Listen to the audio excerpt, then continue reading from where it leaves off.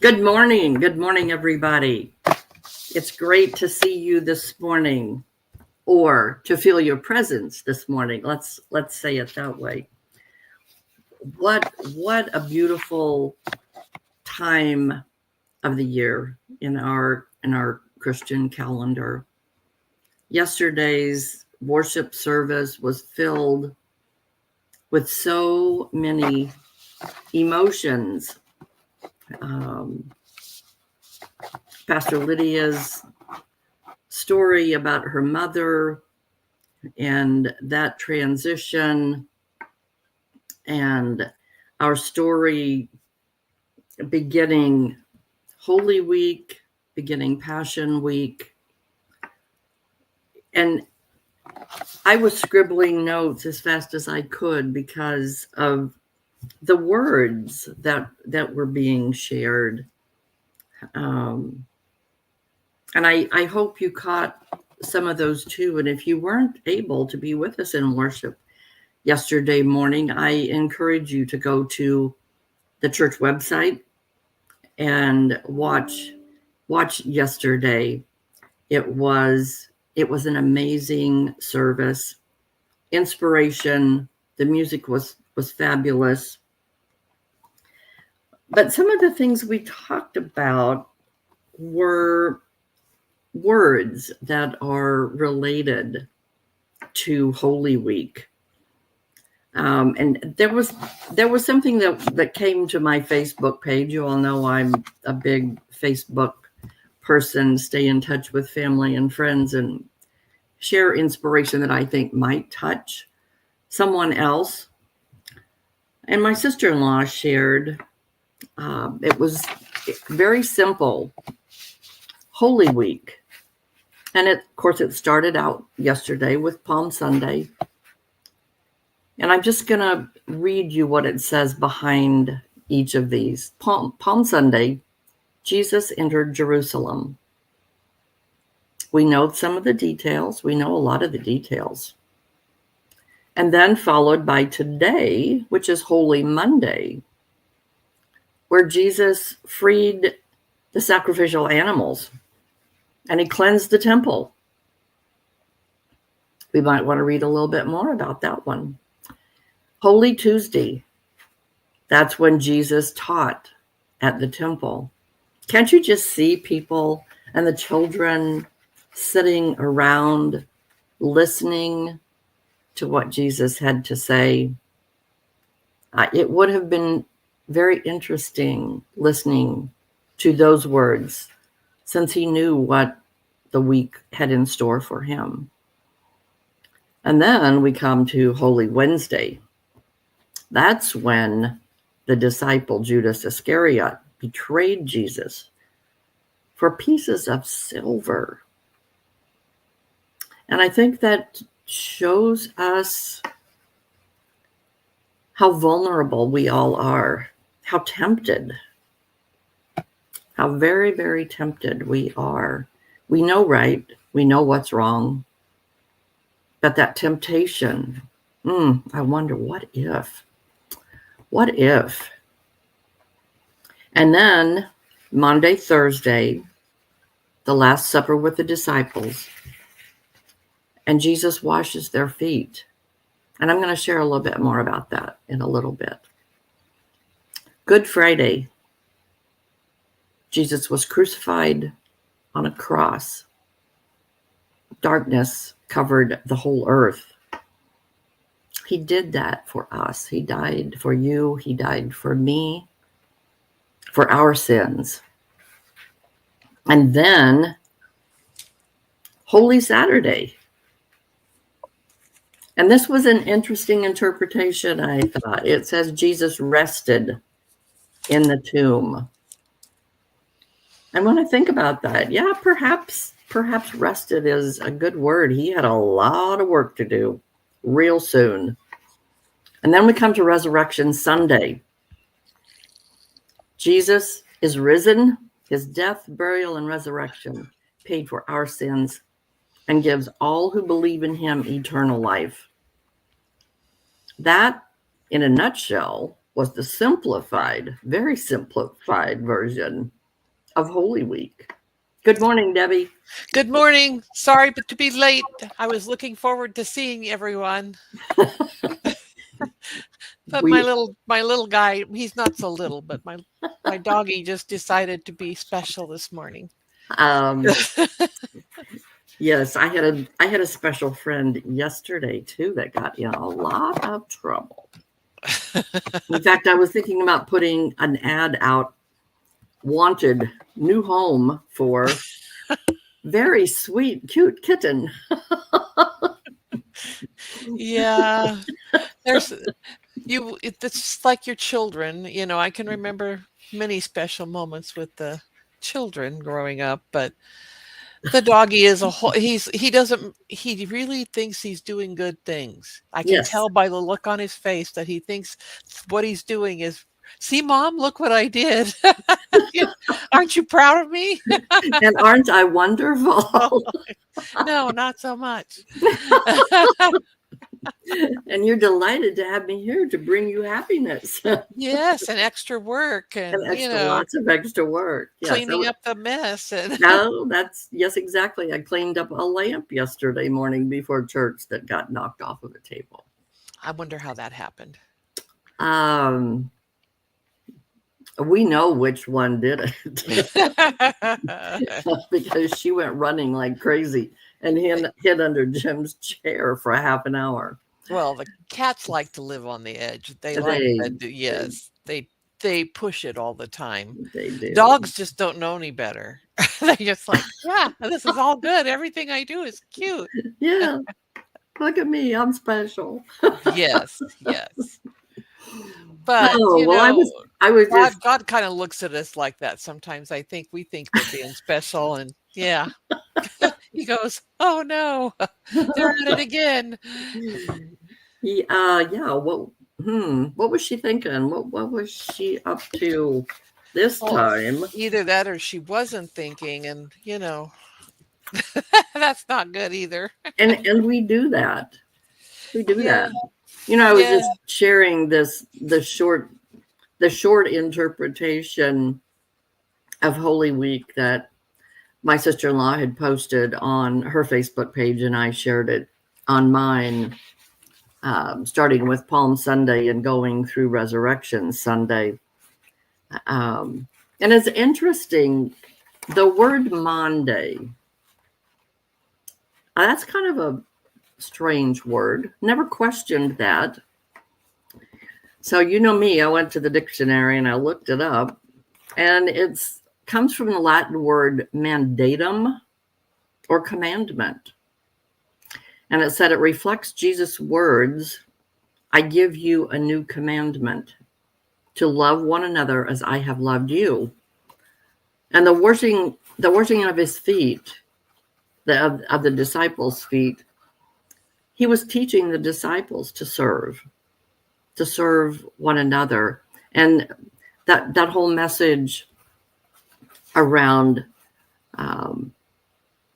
what Jesus said, "I give you a new commandment, to love one another, but you also are to serve one another."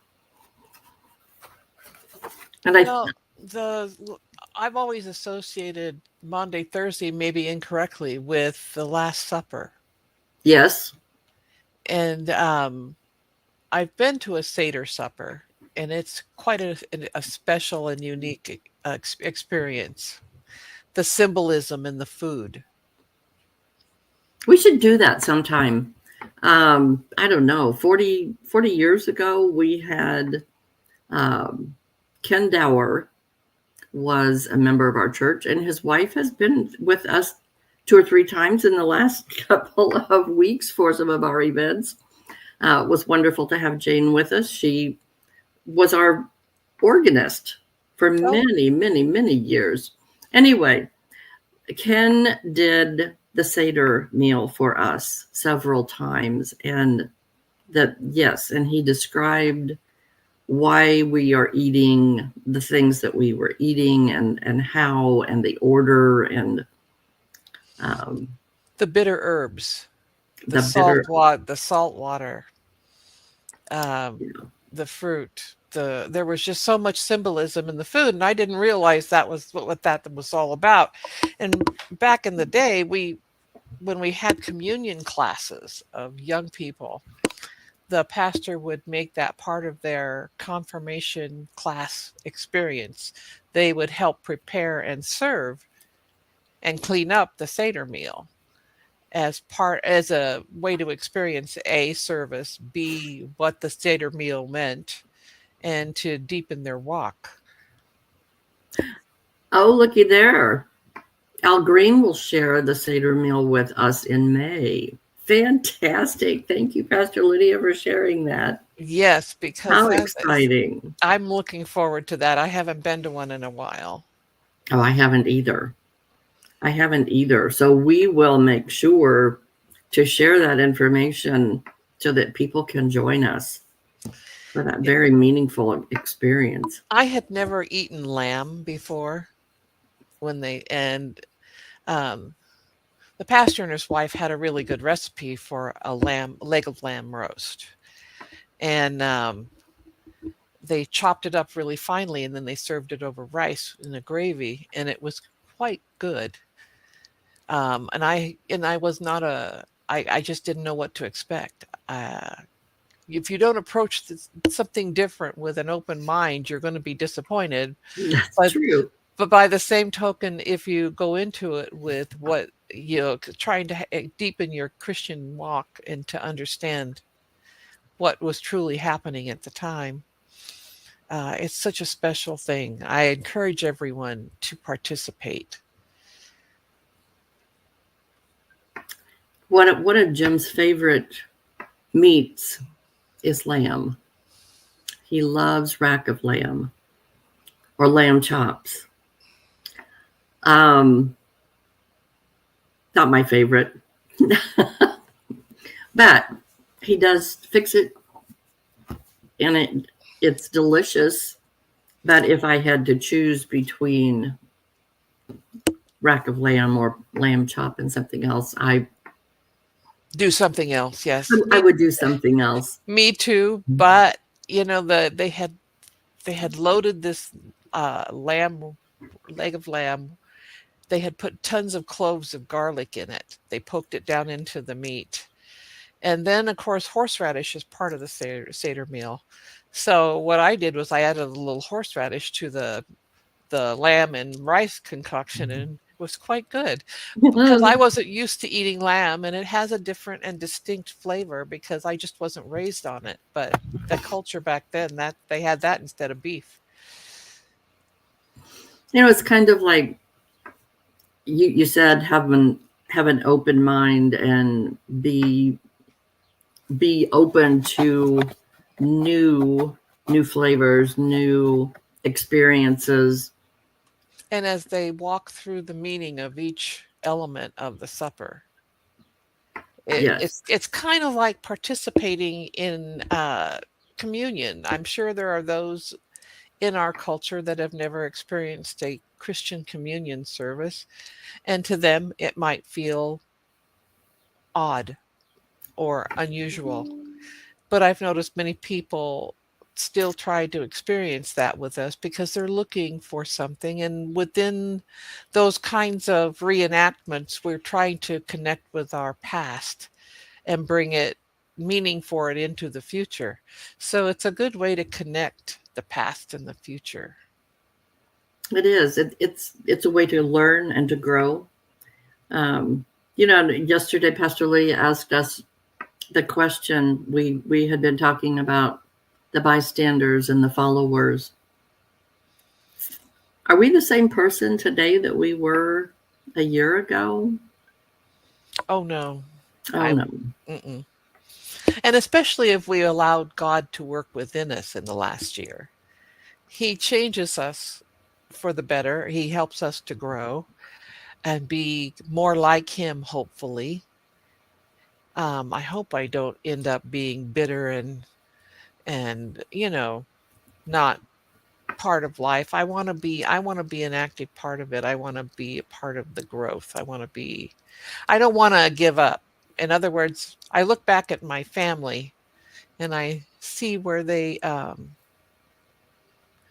grew in their lives, because the stories we share among families about grandma so and so and grandpa what's his face, and oh, I remember a time when blah blah blah this happened at our family gathering. And so these are the things that we share and we take into the future for our descendants as well.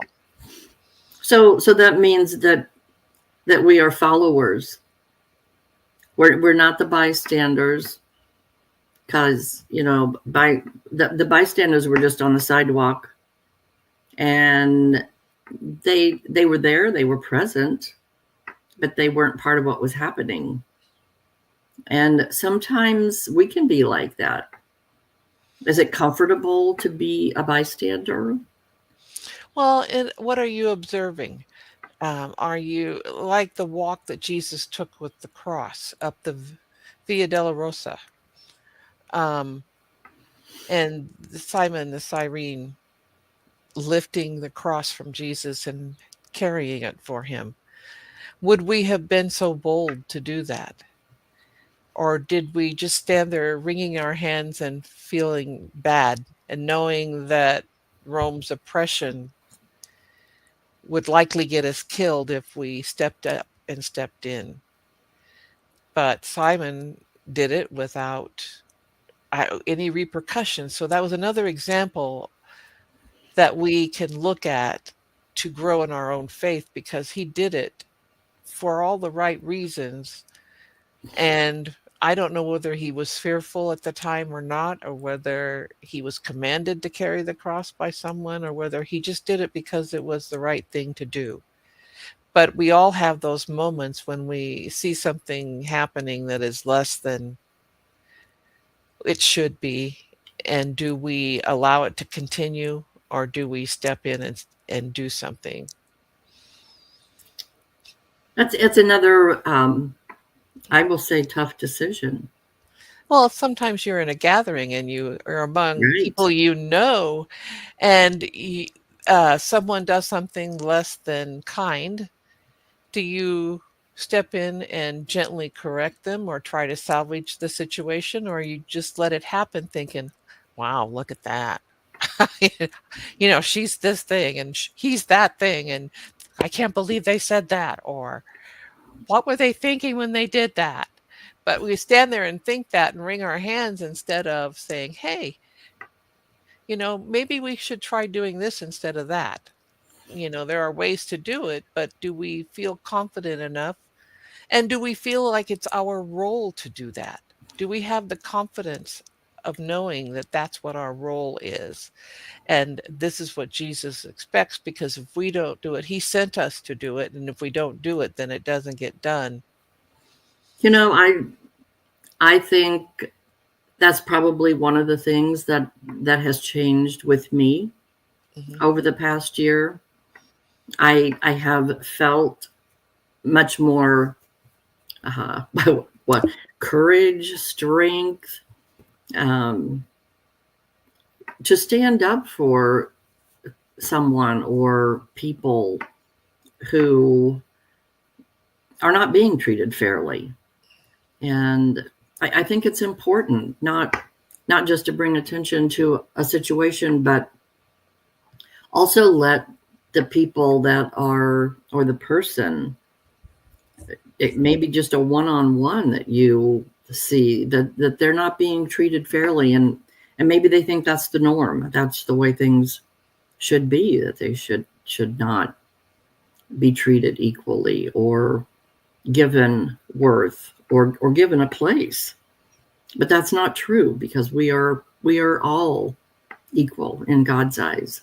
Good morning, Scott. We're glad that you are here. Glad you are feeling so much better.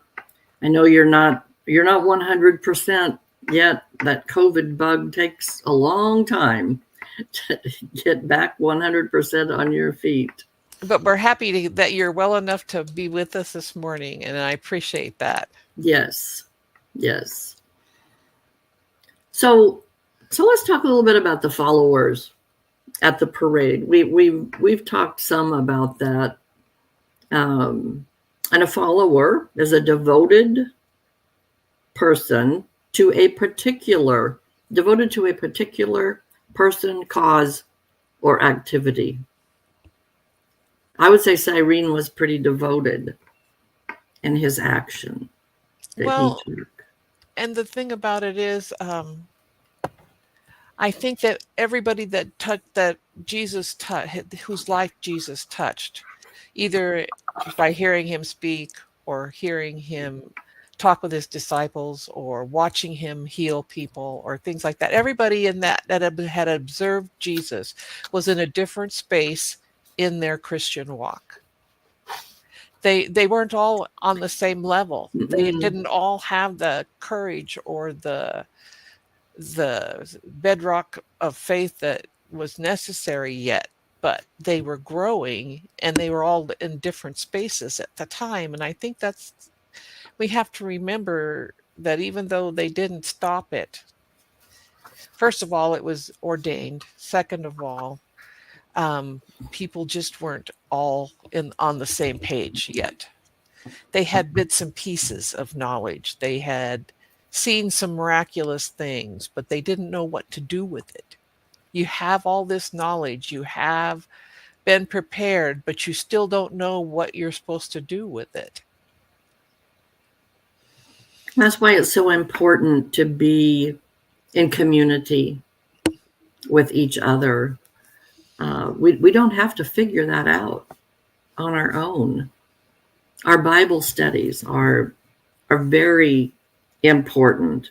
And Monday, Thursday service this week, 7:00, and Good Friday service, 7:00, with our two sister churches on the square. And you can see it on the screen so you won't forget. 7:00 at First Presbyterian Thursday and First Christian Church on Friday. I didn't go to the one on Thursday last year, but I did go to the one on Friday. And I have to tell you that I was extremely touched by all the services I went to, the Ash Wednesday, the Good Friday service, and finally, of course, Easter. It's important to take that walk with Jesus. And and we express it in different ways. Sometimes it's good to see something a little bit different from what you're used to. And I think that, back in the day, that Jews and even Gentiles who were used to a different kind of thing were seeing this walk with Jesus as something way different, but they wanted it. They saw it, they desired it, they were willing to try. And we have to be willing to try. One small step at a time. We are not all on the same level of understanding. Some of us are still stuck on the roundabout, afraid to leap off. That is true. It's hard to step off. And sometimes the roundabout is a growing place too, and you wonder if you step off, will you ever find it again? Because maybe it's a good place, so it's like... And sometimes we need to stay on the roundabout for a while. Yes. We do. And ponder. So another one of Pastor Lydia's questions yesterday, do we empower others to join us and enter the parade?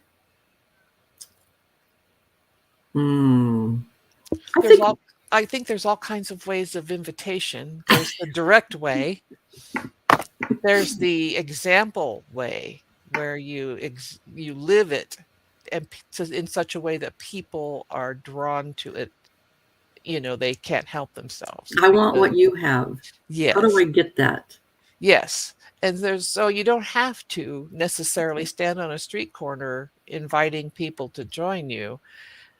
You can live in such a way that people are so excited to join you. And it's kind of like when we're asked to do something at church, bring a dish or serve at the community breakfast or do this podcast or, all kinds of different things. And you just not quite sure whether you should jump off and get into that boat. It's kind of like, Because where is that boat going to take us? yes. But No. if you're magnetic enough, if you're enthusiastic, if you're living it and showing all the joy that you receive from service, then other people want joy is something everyone wants. Everyone wants to feel joy, hope, love, all of that. So if we're living a Christ-like life, then if we exhibit some of those characteristics, people should be drawn to it. But I still think we have to ask, even because people are timid. They're afraid of being rejected. How many times have we all stood on the sidelines thinking, oh, I'd like to do that, but nobody would want me to do that. Or, I couldn't do that. I wouldn't be able to do that way. he's so good at that, and I wouldn't be that good at that, and not even wanting to give it a try. And you have this undiscovered wealth of talent. We do. And that's why it's so important when we talk about women who fought for the vote and women who stepped into ministry back in the 50s. They were probably afraid at some point too, or persecuted or put down or made to feel less than. But they stood there and did it anyway, not knowing whether they'd be egged as they stood on the corner holding a sign for women to get the vote. But nothing good comes without some kind of a, cost. That's very true. And one of the women that, well, I flipped over the wrong direction. Yeah, here we go. The person that you probably have never heard of, this Mary McLeod Bethune, she was born in 1875 and died in 1955. But the thing I want to point out about her that you all have a connection to is one of her famous quotes: "Enter to learn, depart to serve." Where do you see that? Where do you see that sign? Oh, coming and going from so many church parking lots. And many Methodist church parking lots. I have seen that. And we don't have time to dig into the history of a couple of the women that, because we got carried away. She was an advisor to U.S. presidents under Oh, yes. Coolidge, Hoover, and Roosevelt. And she encouraged civic engagement that included voting.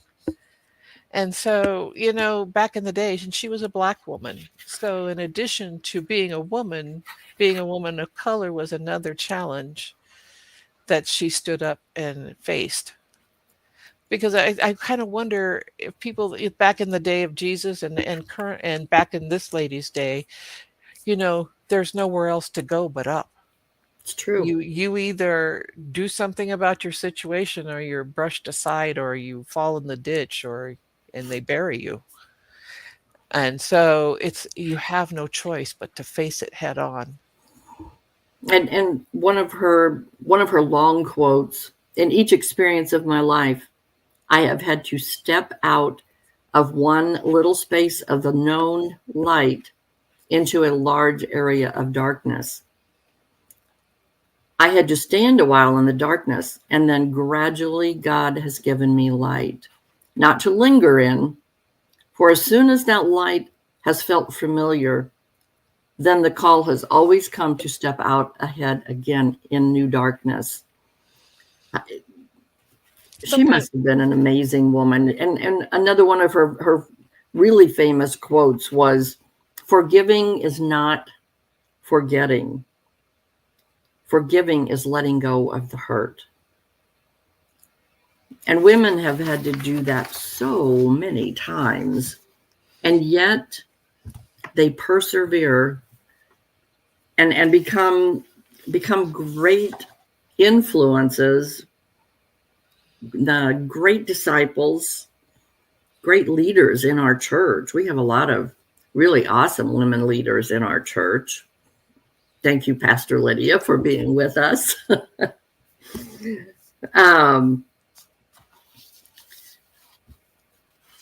There was a very short version also of Holy Week on the children's level. And I just saw it very quickly this morning, and I don't have time to share that with you today. But I do want to go over that next week, just to kind of wrap up Easter in a childlike way. Because sometimes we need to approach things from simplicity, not from, I don't understand every word of the Bible that I'm reading. But next year I might understand that better. Well, and the thing about it is looking at it from the rear view perspective rather than, we're facing forward, we're moving forward, and that's a good thing. We're growing, hopefully. But sometimes if we don't stop on the other side of Easter and look back, what did we get out of it? Right. Where did we started here, and where did we end up? What do we take away and carry with us the rest of the year? And so I think it's important, like you say, to get another perspective maybe next week after we live through Easter this year. Yes. Yes. I have one announcement to make before we close. Our friend, Reverend Sarah Wimberly from St. Mark's United Methodist asked me if I would share about a prom dress sale that they are sponsoring on April the 6th from 11 to 2. It's in a private residence. The address is 10202 East Shealy Road. They have prom dresses, 500 prom dresses, and all kinds of accessories. And I know there's a number of churches that do this. Woods Chapel United Methodist does it also. So it's such an important thing to create self-esteem among young girls that may not have enough resources to experience a prom dress or getting all dressed up in that way. So this week, let's get all dressed up and prepare for Easter Sunday. Let's prepare for our journey through Holy Week. And we look forward to seeing everybody Thursday night and Friday night, and then back at First Church Sunday morning for Easter. Have a beautiful week, everybody. Bye-bye. Don't forget to look in the rearview mirror and look forward.